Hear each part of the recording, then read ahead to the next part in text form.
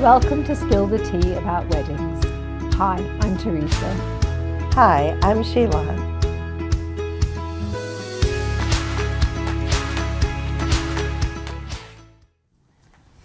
Hi there, welcome to Spill the Tea about weddings with Sheila and Teresa. Hi, I'm Teresa, owner of the English Country Barn, a beautiful wedding venue in Magnolia, North Carolina. And I'm Paul Campbell, owner of Mister Bartender, a mixology private event service that we created to do cocktail experiences for brides and grooms and special events. And you may notice that Sheila is not here today. Unfortunately, she's sick. There's been a lot of it going around, and we are going to manage without her, but we do miss her today. We miss you, Sheila. So welcome, Paul. It's great to have you here today, and we have a lot to talk about how the bartending service for couples at a wedding can be either just somebody pulling a can, opening it and pouring, versus the experience that your team offer, and sort of educating our couples and letting them understand the whole dynamic of a bar service and how it can make or break a wedding. I appreciate that question. It's a very important aspect of how we approach the wedding industry in general. I feel like always keeping up with the trend, making sure our couples understand that they're going to get their vision because they're paying for that experience.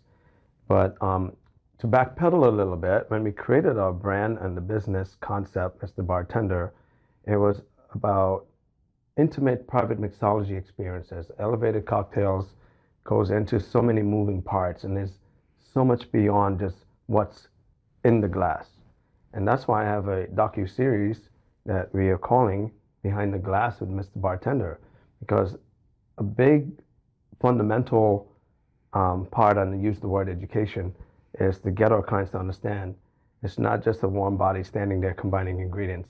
There's so much more beyond. Oh, hugely. I mean, I used to be a bartender in the UK. Yeah. My parents owned a pub. Yeah. And by way of paying through college and keeping a horse and all the expensive habits I had an evening job working as a bartender. But I mean, other than knowing what my parents had to do, owning a pub, when I was a bartender at other people's pubs, I literally showed up at 7 o'clock and poured beer all night and did the old whiskey and went home again. Oh, wow. And I think that oftentimes if couples have gone through college and been a bartender, they don't see everything that's involved in the behind the scenes aspect of making that experience unique and exceptional. See, you're using what you just said, Teresa, an exception to the norm. Not everybody's been in the hospitality industry or been part of the bar business or even understanding what it takes to be, dealing with all these variables in the hospitality world.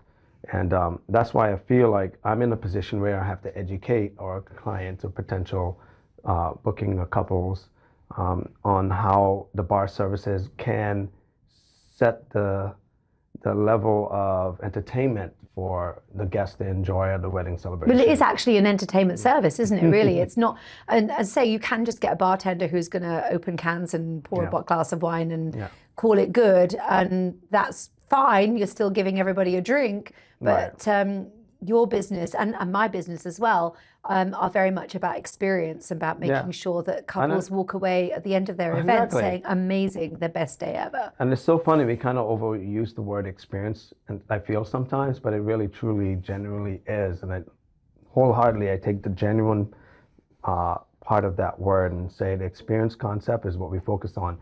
When we hire our professional bartending team and people that is on board to represent Mister Bartender, we're not looking at a resume and determining if they're qualified based on their technical skills. You know what we're looking for?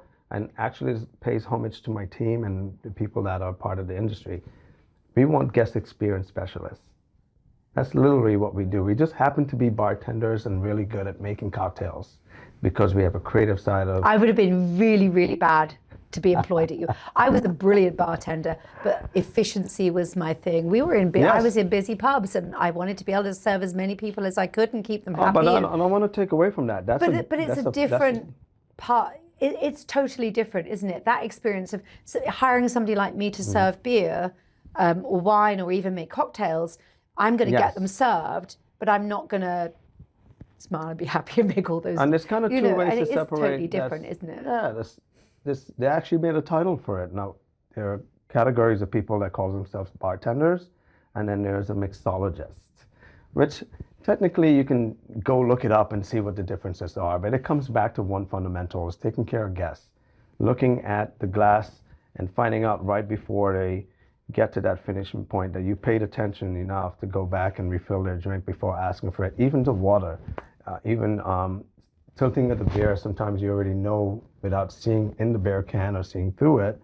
that it's there just from the angle of how they're drinking. Exactly. That was one of my specialties as a bartender, was that I literally knew what people were going to be drinking. And I even knew we had regular customers. I mean, it's easier when they're regulars, who I knew at like 10 o'clock, we were changing from beer to whiskey. And so rather than asking them, the whiskey would just be ready for them to go. See, I love that. That's such a skill though, isn't it? And not everybody is going to be able to do that. And in the service industry, it's like, I joke about it, but I feel like the bartender carries the hats of multiple, professions. You're not just a psychic. You're not just predicting the moves. You're not just a counselor, a person that's helping put together a relationship or and you've got to giving do advice. that in one night, though. I mean, when I was a bartender, it was really easy because I got to know all of our couples, all of our clients. Whereas you've got to get to know all of these guests in an hour and be ready to go for the rest of the evening. That's one thing I did focus on with our team, and presenting,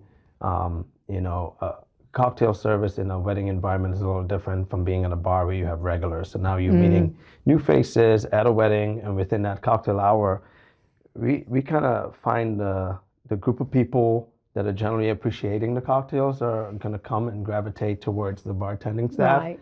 And we build that tiny little moment of relationship, moments at the bar, I like to say, where you get to know their background a little bit of why they enjoy the cocktails, and they'll come back and they'll know your name and you'll know their drink. And it's a fun thing. That's one of the things I miss about being behind the bar and in the weeds, we like to say. Yeah. Building relationships, even in the moment. So one of the things I like is when I see comments on your socials from old couples that have still remember a few years later that they had a fabulous experience and best evening, and that's where couples need to understand the difference between hiring just a bartender who's going to serve their beer and wine and hiring an experience. And I think that Gen Z particularly, I mean, we will talk about these different generations, but there is a massive difference. The Gen Z couples are definitely going more for experiences, aren't they? Yeah. They're beginning to understand that this isn't a revolving door, let's just get it done. And they want to enjoy and have this as genuinely one of the top 5 things of their whole life, that they can look back and say, it was everything I wanted. In the hospitality business and trending bars, data analysis that we've looked into, I've been to seminars and been to bar and restaurant expos where, believe it or not, the Gen Z is drinking less, but somebody's drinking it. I think the millennials are making up the difference because the data. It's all the grandparents like me all drinking everything. But they're more educated on how they want to protect their body and stay healthier and so forth. And alcohol seems to have a bad reputation for that, but they don't have to be left out of the experience. So no, I think what they're doing, I mean, obviously you can correct me because you're more in the weeds with the alcohol side of things, but I think nowadays that they would rather enjoy one really good drink rather than get themselves absolutely plastered. Exactly what I was leading I mean, to. my generation, when we went out on a Friday night, it was drink, dance, and go home to bed and get up late the following day. I understand, because I mean, from that generation in the 70s, 80s, 90s, whatever, people will literally want the shots off of the bar mats that's poured out at the end of the night into their glass, and thought that was a big highlight to the evening. And you won't find a Gen Z trying to do that. No, I mean, I can remember when I was a dart player and I used to go and play, and everybody would say, Teresa, do you want another drink? And I would automatically just say yes. And by the end of the evening at last call, you might have 12 drinks still lined up there. And you're expected to drink those before the end of the night. So, they don't do that anymore. I think that they understand actually you can just enjoy a drink. But we have to be keeping up with the trends. So that leads into the next thing I was thinking is like, mocktails and non-alcoholic options. And a lot of people have this misconception that a mocktail is just combining juices and charging a very expensive, price point to make money on it. But generally, mixologists, bartenders, people in the industry are creating elixirs and really genuinely making these teas and building things from scratch with hours of time and energy that goes into fresh ingredients to create a delicious cocktail that would mimic, what the experience would be if you had a mocktail, if you had a genuine cocktail in front of you. And it's important to understand that people are still enjoying the experience without having alcohol in the drink. And the industry is proving that right now. There's so many breweries that are doing non-alcoholic beer, and 0.0 is actually a big trend because they want no alcohol in there. And for wine, that's another thing too. They have to step up the game. The industry has to make sure it's tasty and delicious first. And that's what Gen Z is responding to. They want quality. And I love talking about that. And I love that. I think mocktails that you create are probably much more enticing than a non-alcoholic beer, because you can want to sit there and enjoy what you're drinking rather than just chugging it back just to have a drink. And I mean, I think some of the mocktails I've tasted of yours, oh wow, that's really interesting. My wife and I have that conversation recently because we, in the month of Lent and celebrations, still happens, and in the 40 days we try to cut back on big things that can work against you. So we kind of give up alcohol. My brother does that. I do it. We kind of grew up in a religious environment where that's important. So the mocktails came to mind. And I was like, you know what, Veronica, let's create something. So we made a cotton candy Cosmo. That's one of the ones that the brides like. And it's simple, but instead of just using regular cranberry juice, we used the strawberry elixirs and edible luster dust, and then combine it with a white cranberry juice and add a little ruby red, and top it off with a club soda to kind of balance out the freshness and the sweetness. Put cotton candy in there for the sweetness, and you get a fresh squeeze of lime. Delicious. And there are flavor profiles that mimic alcohol. There's ginger and herbs out there that could do the work. But people would appreciate that, and that goes back to me educating the clientele or the potential clients that want to book you, to let them know that those options do exist. Well, and the thing is, especially when you come to a venue like ours, which is in the middle of nowhere, you want to be able to serve a mocktail to those people who want to drive responsibly. It's part of our standard package. So safety is a big part of our, and liability and responsible serving is a big part of our branding. So tell me the dirt. How do you cut people off? Is it easy? Is it? No, in a bar environment, depending on the, if it's dive bar, you'll have your security and people will just show up. And I have to escort them, lift them out in a club night in New York. It's different from being in a very, casual, laid-back environment versus a more formal setting where family and friends know each other, and all of a sudden that one is always one. Always. And we can pick them out from the beginning. They probably had themselves, and in this state, you're kind of responsible for being the person that served that person the last is responsible, because you should have been aware. That's why ALE, ABC is very strict about educating bartenders and servers about responsible alcohol service. There's actually a certification, Responsible Alcohol Seller Program, RASP certification. Every one of our bartenders are required and certified to have that and be part of my brand.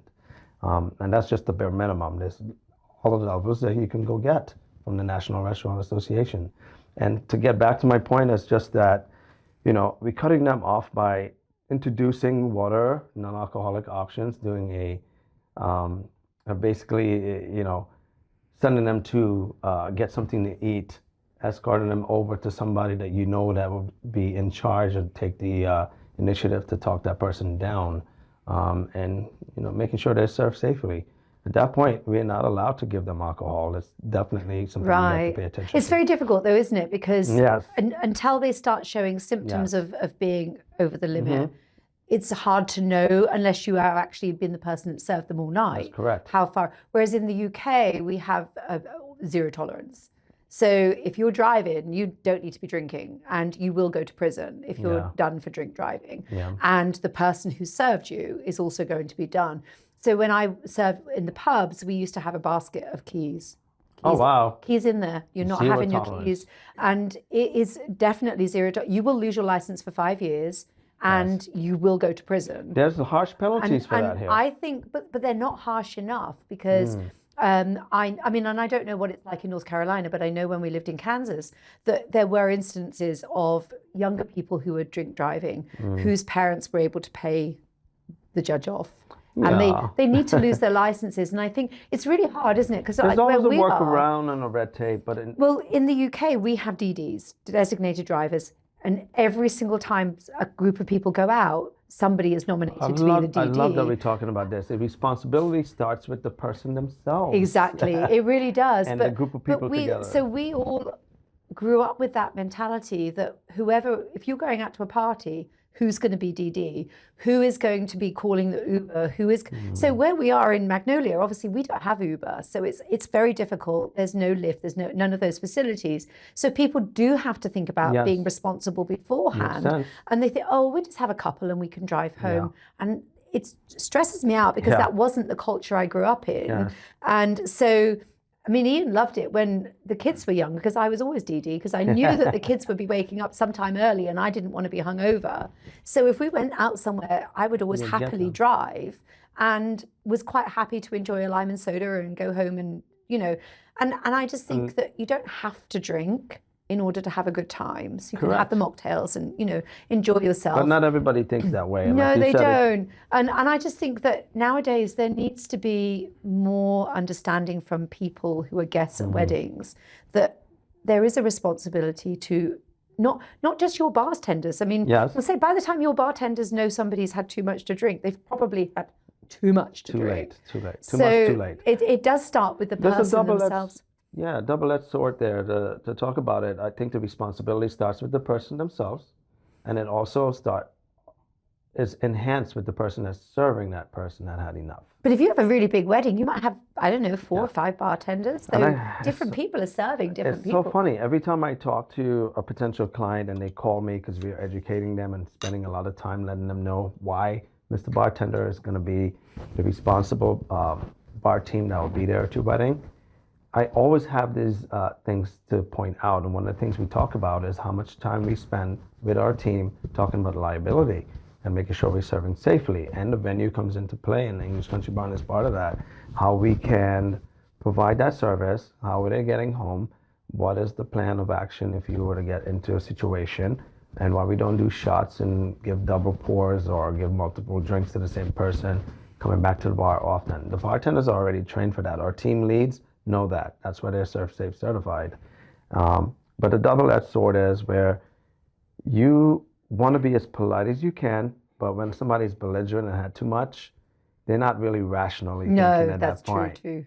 So now you're dealing with a difficult person, and for some reason, at an open bar at a wedding, people come in with the mentality that this is free, and it's my only last day on earth to consume alcohol. I mean, I'm being facetious, but I mean, I have this mentality of a group of people. Well, we did have a situation, not one of yours, but we did have a situation where a mama got very intoxicated and ended up driving her car into a ditch. Oh, goodness. And the thing is, what people then don't realize is it absolutely ruined the wedding. The bride was in tears because mum had stormed out. We've had a situation where a brother-in-law has got too much to drink, and they've stormed out. And that drama comes from them getting themselves too drunk too early. And I just that gives me agita. I know, exactly. I mean, and we're pretty, people think, oh gosh, the English Country Barn run a tight ship. We run a tight ship because we want everybody to be safe and happy. That should be taken as a compliment. I think so, but occasionally people might, oh gosh, she's really strict about that. But I've seen the downside of alcohol. I mean, as I say, I grew up in a pub, so I really know the downside of alcohol. But I mean, one of the things that we talk about to all of our couples is if they're serving any liquor, number one, they cannot be serving that before the bartender arrives. So don't be having drinks in your dressing room.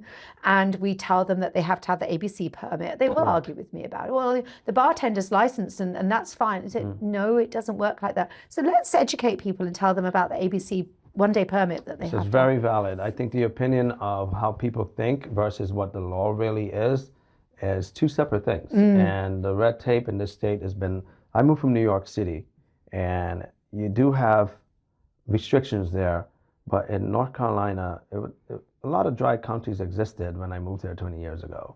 I tell everybody North Carolina special needs. Yeah.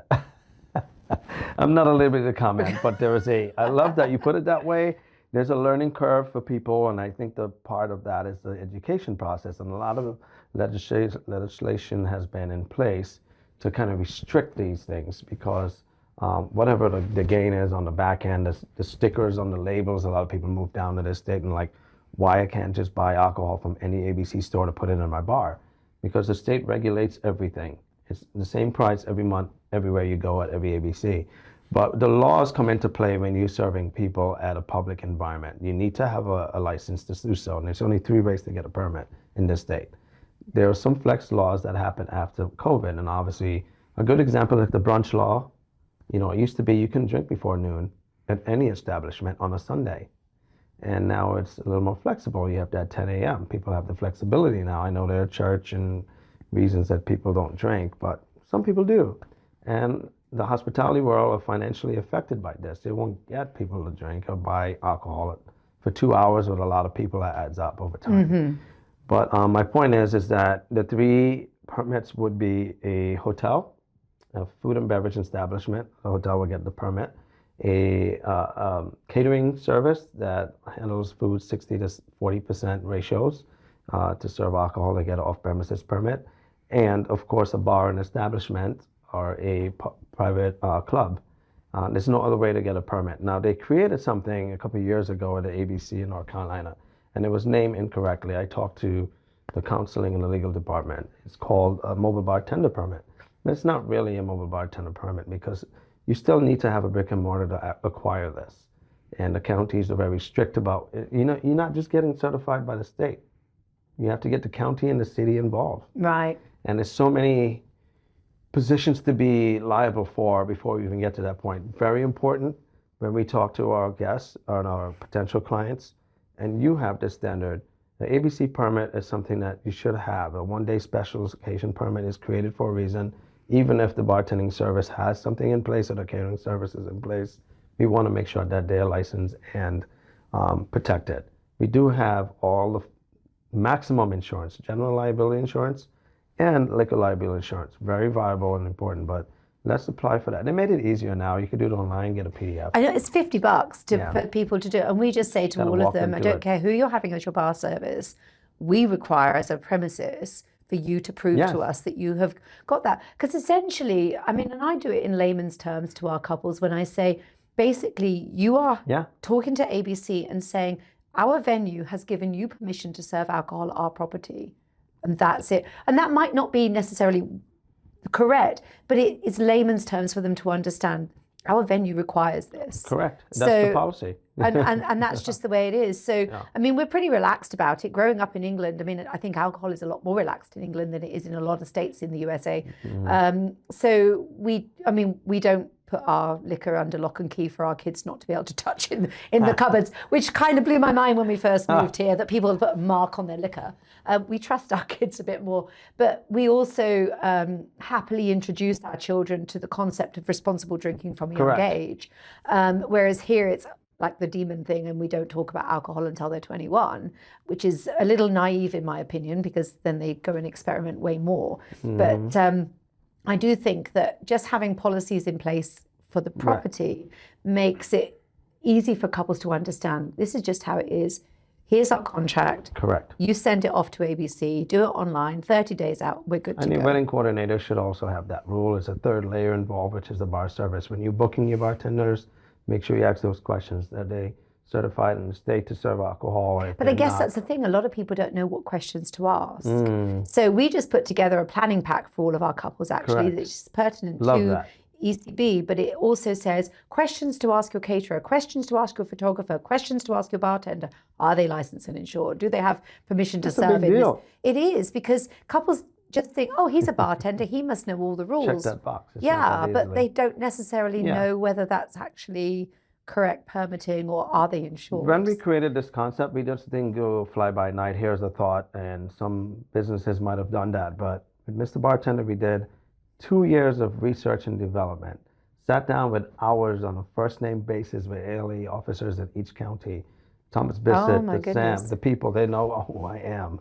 And we wanted to generally present a product and checked our boxes where it's valid and proof is in the pudding when the ABC is on a first name basis with your business. So we have that reputation. We've been registered for 10 years with the Secretary of State, and we're earning our stripes to make this a valid. So go on then, tell me, investment. why did you decide to go into the mixology Yeah. bartending service in the first place? What made you decide I think to do couples are realizing that they the trend has been with modern weddings that guests is demanding an experience. But it's a at their big wedding. change from what you did in your previous life. So what Oh, made from my career? change? yeah, what made the leap? Excuse me. I felt like the creativity side was my biggest Okay. part of it. As a Air Force veteran and being in finance and working at a 9 to 5 at a desk, I wasn't really driven, and using my creative side of the brain is very repetitive. And I got introduced to the hospitality business and learned that bartending could bring that creativity out, and was licensed in New York to do that. And you just can't be a bartender; you have to be licensed. Okay. Got formally trained there, and brought on board our professional bartenders that went through the process and created the concept, Mister Bartender. That's why I love it. It's because the passion and the creativity is built in. It's a good question. Yeah, it's a big leap from what you used to do, isn't Yeah. it, really? So, And yeah, we're successful enough to say that I was able to replace my 9 to 5, and my wife and I are pushing Mr. Bartender to be the household name. so was she on board to begin with when you very first came up with the Of course concept? not. She thought it was crazy. Yeah. You're leaving an accounting career to go do a bartending job? That's what And she yeah, thought. who knows exactly. I know when Ian and I were out walking one day, and I just waved my arms around and said, I think we should build a wedding venue. And bless felt his the same. heart, I mean, he literally, what are you talking about? And I used to own a bakery. Prior to that, I did other things, but nothing to do with weddings. I mean, obviously in the bakery, I had a little insight into it with making French macarons and wedding cakes and such like. But It's like, I mean, really nothing. approve. And he rolled his eyes, and we went home. So I talked about it for the whole hour we were walking the dogs. And when we got back, I said, like this, and I drew it on the back of an envelope.